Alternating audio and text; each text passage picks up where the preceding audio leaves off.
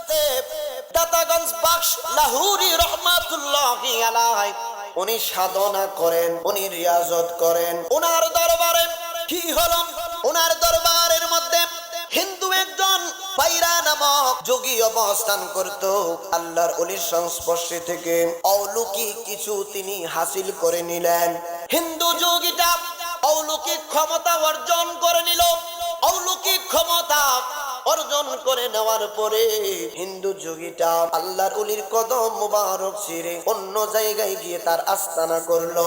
আস্তানা গড়ার পরে বাপ ওই পায়রা নামক হিন্দু যোগীটা সে চিন্তা করলো, আমি এই জায়গার মধ্যে অবস্থান করব, আল্লাহর ওলির কদম মুবারকে আমি আর যাব না। আমি আমার ক্ষমতা দিয়ে এই রাজ্যটাকে, এলাকাটাকে আমি স্বাধীন করব, পরিচালনা করব। আমি আমার স্বাধীন মতো এই রাজ্যের মানুষগুলাকে আমি নরবর করে ফেলবো। ওই হিন্দু যোগী পায়রা নামক হিন্দু যোগীটা সে এলান করে দিল, তার ক্ষমতা বলে আগামীকাল থেকে প্রত্যেকটা মানুষের গাবি থেকে যেই দুধ দোহন তোমরা করো, এই দুধ দোহন করার পরে আমি বাইরা যোগীকে দুধ গুনা দিয়ে দিতে হবে। যদি অর্ধেক দুধ তোমরা আমার দরবারে না নিয়ে আসো, পরের দিন সকাল বেলা তাদের গাবির বান দিয়ে উলান দিয়ে রক্ত বের হতে থাকবে। একবার জুড়ে বলা যাবে কি নাউযুবিল্লাহ।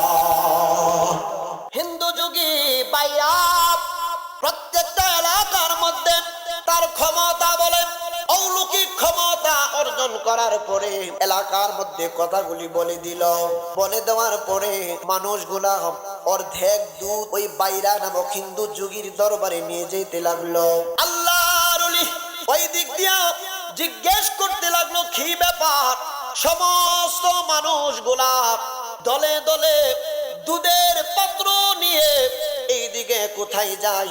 একটা মহিলাকে ডাক দিল, মা।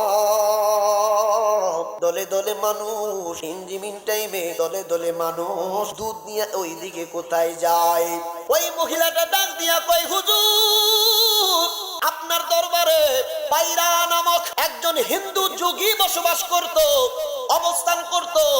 আপনার নিকট থেকে অলৌকিক ক্ষমতা অর্জন করার পরে হুজুর সে আলাদাভাবে আস্তানা বানাইছে, তৈয়ার করলো। হুজুর আস্তানা তৈয়ার করার পরে আমাদের প্রত্যেকটা পাড়ায় সে চলে আসলো।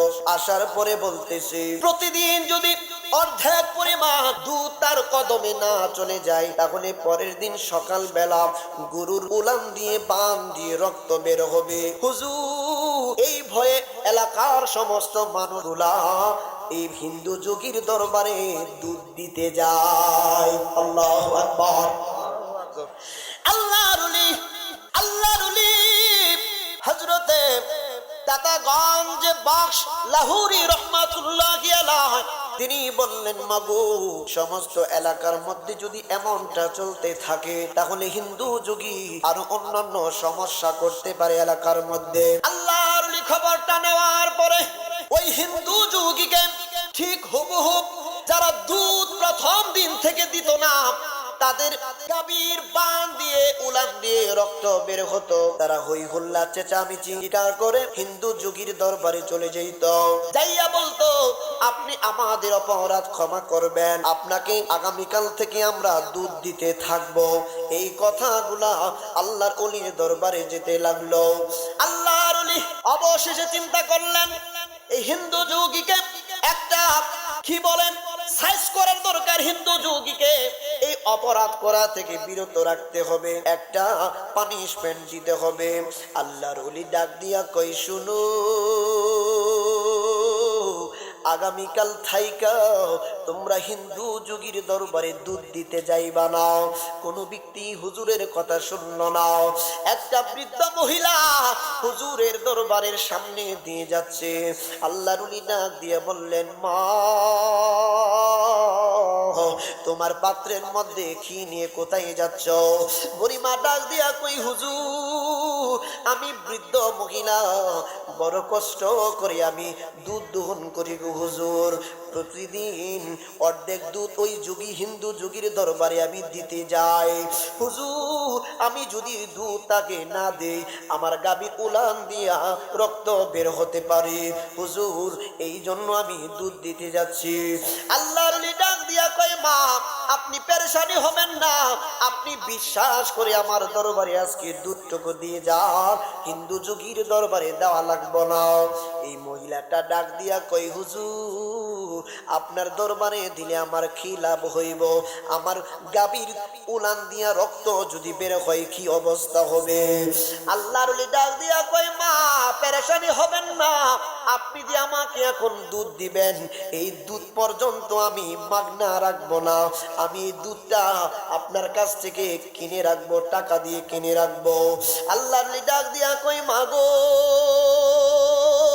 আপনি দুধ যে আমার দরবারে দিয়ে যাবেন, আপনি আজকে শুধুই দিবেন না, আপনি প্রতিদিন আমার দরবারে দুধ দিয়ে যাবেন আর দুধের দাম আপনি নিয়ে যাবেন। ওই মহিলা ডাক দিয়া কয় আমি হুজুরের দরবারে আল্লাহর ওলির কদম মুবারকে দুধ যেই মাত্র দিয়ে দিলাম, আমি তাকায় দেখলাম আল্লাহর ওলি একটুখানি দুধ পান করলেন, কাঁচা দুধ আল্লাহর ওলি পান করলেন। একটুখানি দুধ পান করার পরে আল্লাহর ওলি বাকি সমস্ত দুধগুলা একটা নদীর মধ্যে তিনি ফেলে দিলেন। একবার চিল্লায় বলা যাবে কি আল্লাহু আকবার? এই মহিলাটা পরের দিন সকালবেলা গিয়ে দেখে তার গাভীর উলান দিয়া দুধ দহন করতে গেল। দুধ দহন করতে গিয়ে দেখে দুধ এই যে গাভীর উলান দিয়া রক্ত বের হয় না, গতকাল যতটুকু পরিমাণ দুধ দহন করেছিল তার চাইতে তার গাভীর উলানের মধ্যে দ্বিগুণ দুধ বাইরা গেছে। কথাটা প্রত্যেক পাড়ায় পাড়ায় ছড়িয়ে ছিটিয়ে যাচ্ছে। মহিলাটা সমস্ত এলাকার মধ্যে এলান করে দিচ্ছে। এলান করে দেওয়ার পরে সমস্ত মহিলারা পুরুষগণ আল্লাহ ওলির কদম মোবারকে দুধ দিয়ে আসে আর দুধের দাম নিয়ে আসে, দুধ দিয়ে আসে আর দুধের দাম নিয়ে আসে। আল্লাহর ওলির এই কার্যক্রম হিন্দু যোগীটা জানতে পারলো। হিন্দু যোগীর দরবারে আর কোনো লোক যায় না দুধ নিয়ে, আল্লাহর ওলির দরবারে যায় যে দুধ দেয় দুধের টাকা নিয়ে আসে। কিন্তু সমস্ত মানুষ অবলোকন দৃষ্টিতে দেখতেছে আল্লাহর ওলি অল্প অল্প করে দুধ পান করে, বাকি দুধগুলা নদীর মধ্যে কেন জানি ফেলে দেয়। আল্লাহর ওলিদের মহিমা বোঝা বড় দায়, ঠিক না বেঠি? আল্লাহর ওলি হযরতে দাতাগঞ্জ বখশ লাহুরী রহমাতুল্লাহি আলাইহি উনি এইরকম ভাবে সমস্ত গ্রামের মানুষের দুধগুলা টাকা দিয়ে এইভাবে কিনতে লাগলেন। মানুষের চাহিদাও মিটে যাচ্ছে, টাকা নিয়ে তাদের সংসার পরিচালনা করছে। ওই দিক দিয়া হিন্দু যোগী বাইরা নামক হিন্দু যোগীটা ডাক দিয়া বলেন আমার কাছ থেকে সমস্ত মানুষগুলা কাইরা নিলেন, আপনার সঙ্গে আমি যুদ্ধ ঘোষণা করলাম। একবার জুড়ে বলা যাবে কি নাউযুবিল্লাহ? আল্লাহর ওলি ডাক দিয়া কয় হিন্দু যোগী বাইরা আমার সঙ্গে তুমি যুদ্ধ ঘোষণা করলাম, আমার সঙ্গে তুমি যুদ্ধ করবা কি দিয়া? হিন্দু যোগী ডাক দিয়া কই হুজুর আমি যে অলৌকিক ক্ষমতা অর্জন করেছি এই অলৌকিক ক্ষমতা দিয়া আপনার বিরুদ্ধে আমি যুদ্ধ ঘোষণা করলাম। আল্লাহর ওলি ডাক দিয়া কই বাইরা তোমার অলৌকিক ক্ষমতা আমার সামনে দেখাও তো দেখি, তোমার অলৌকিক ক্ষমতা আমি একটুখানি দেখতে চাই। হিন্দু যোগী বাইরা লোকটা কি করলো রে বাপ?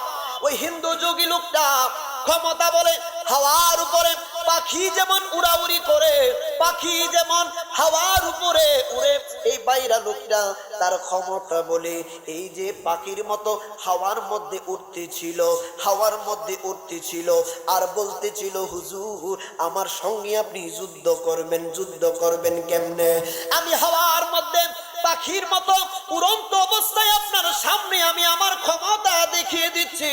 আল্লাহর ওলি রাগ করে বললেন, পাপিষ্ঠ একটু দাঁড়াও। আল্লাহর ওলির জুতা মোবারক একটা খুললেন, খুলে জুতা মোবারকটা তার দিকে একটা ঢিল মারলেন।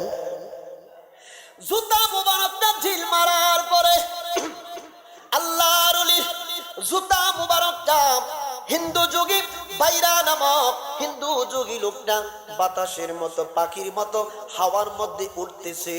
আল্লাহর ওলির জুতাও হাওয়ার মধ্যে পাখির মতো উড়ে উড়ে তার গালের মধ্যে আঘাত করতেছে। আঘাত করতে করতে করতে করতে এই লোকটা ক্লান্ত চলে আসলো, মানে ক্লান্তি চলে আসলো তার। জুতার বাড়ি তো বুঝেনি, আল্লাহর ওলির জুতার বাড়ি, সেটা আবার জুতা নিজে নিজে বাড়ি দেয়, সেটা আসতে নাই জুড়ে দেয়, আসতে দেয় না জুড়ে দেয়। এই লোকটা অবশেষে হিন্দু যোগী লোকটা বাইরা লোকটা নাইমাকে, হুজুর আপনার কদমে পড়লাম, আমারে দয়া করে আপনি মাফ কইরা দেন। আমি বুঝতে পারি নাই যে আপনি এত বড় একজন আল্লাহর ওলি। আমাদের সমস্ত ক্ষমতার উপরে আমরা হিন্দু যোগীরা যত ক্ষমতা অর্জন করেছি তার চাইতে ক্ষমতা আমরা জুতা রইয়াছে। সুবহানাল্লাহ, তার চাইতে ক্ষমতা আপনার জুতা রইয়াছে। হুজুর আমার ভুল হয়ে গেছে, আপনি আমাকে ক্ষমা করে দেন। আল্লাহর ওলি ডাক দিয়া কয়, হিন্দু যোগী বাইরা, তোমাকে এমনিতেই ক্ষমা করা যাবে না, তুমি এই মুহূর্তে তওবা করতে হবে, এই মুহূর্তে তওবা করে মুসলমান হয়ে যাওয়া লাগবে। এই লোকটা ডাক দিয়া কই, হুজুর আপনি যাহা বলবেন তাহাই আমি রাজি আছি। আল্লাহর ওলির কথা মতো, আল্লাহর ওলির কারামত দেখি এই লোকটার সঙ্গে সঙ্গে কালিমা পয়রা মুসলমান হয়ে গেছে। একবার জোরে বলা যাবে কি সুবহানাল্লাহ? আমার মন যাইয়া রে, দিল মজাইয়া মুর্শিদ নিজে এর দেশে যায়। আমার মন মজাইয়া রে, দিল মজাইয়া মুর্শিদ নিজে এর দেশে যায়। ও মুর্শিদ হো, কি আমার ভাঙা ঘর, তার উপরে লরে চর, কখন জানি এ ঘর ভাঙা পরে রে। ও মুর্শিদ হো, কি আমার ভাঙা ঘর, তার উপরে লরে চর, কখন জানি এ ঘর ভাঙা পরে রে। আবির নেওয়ারি রে, কাঁচা বাঁশের বেড়া রে, আবির নেওয়ারি রে, কাঁচা বাঁশের বেড়া রে, লাহোর দরিয়া দিতে পারে রে। নারে তাকবীর, নারে। আমার ভাইকে কষ্ট দেব না, only 5 minutes.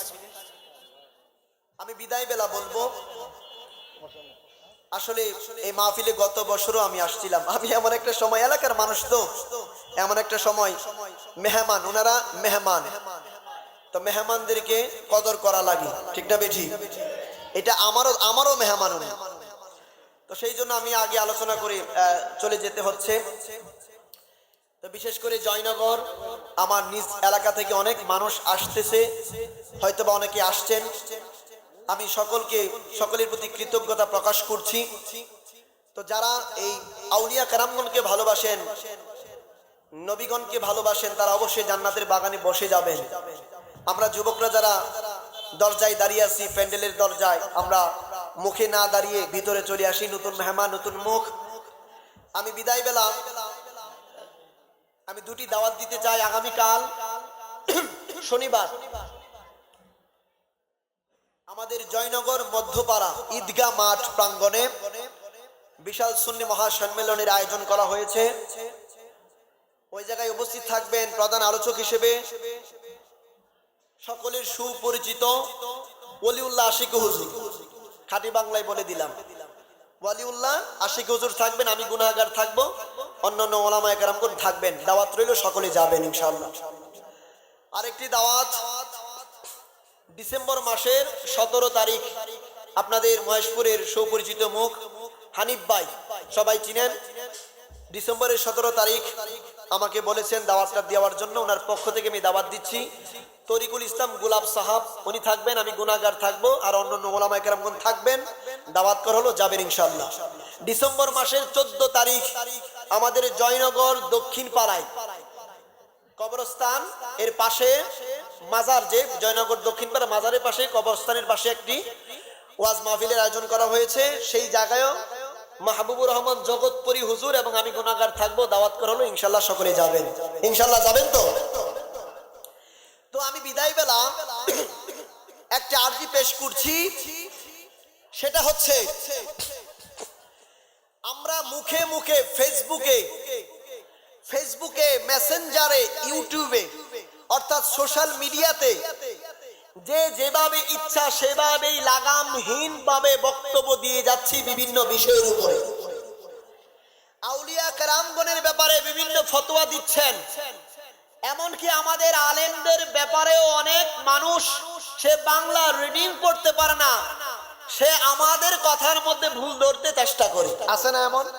If you don't mind please, আমি আপনাদের এলাকার মানুষ বিদায় বলছি, আমি আপনাদের এলাকার মানুষ বটে, কিন্তু আল্লাহ পাক আপনাদের দুয়ার বরকতে পড়াশোনা করার সুযোগ দিয়েছেন।